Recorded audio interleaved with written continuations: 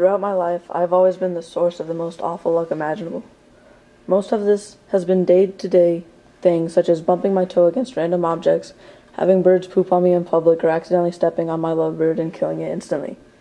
Even though these unfortunate events seem terrible, they cannot compete with what happened to me on 2 separate vacations. It was spring break in 2001 on our family's trip to San Francisco. My father, Habib, my mom, Rona, my brother Shams, and I were visiting a family friend.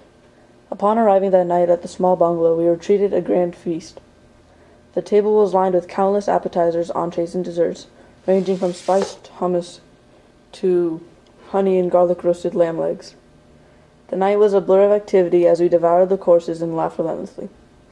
I vividly remember sneaking out between one of the main courses, for it felt stuffy in the small, cramped bungalow, and walked to the park 2 blocks away at sunset, for I glimpsed it on our drive through the area.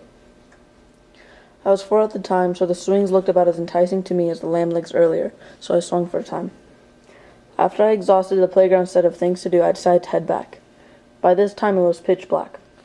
Unfortunately, it was an undeveloped residential area, which meant there were no street lamps, just light peering from between the shuttered windows of other bungalows.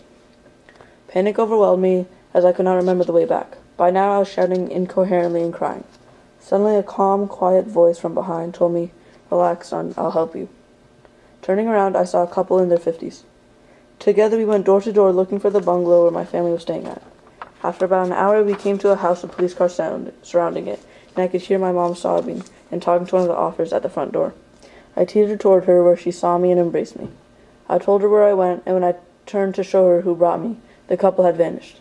But this was not the last time a stranger would succor me. On this vacation, it was summer break in 2006, and my family was visiting Houston, Texas. We were staying in a hotel, and since it was our last day, we wanted to see some greenery, so we went to a park. At the park, my cousin and my brother Shams and I were playing Truth or Dare while our parents walked around the park. Laying flat on my back, my cousin and Shams were dropping food into my mouth from their standing position on top of the bench. We first did it with water, but then we ran out, then with M&Ms, but my cousin didn't want to share, so we settled on fireballs. The first one they dropped hit my front tooth and chipped it. I was quickly getting frightened, but when I said it was too dangerous, the only reply I would receive was a chicken box. I decided to toughen up and live through it. The next time they dropped it, it did not stay in my mouth, instead sliding down my windpipe. I gagged and gagged, but could not rid myself of the intruder. Since my parents were in there, my cousins and Shams started screaming for help from other people in the park.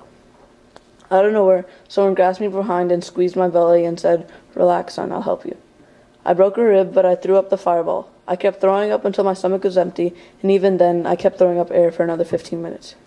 When I turned around, there was another complete stranger, yet he looked strangely familiar to the person I saw in San Francisco.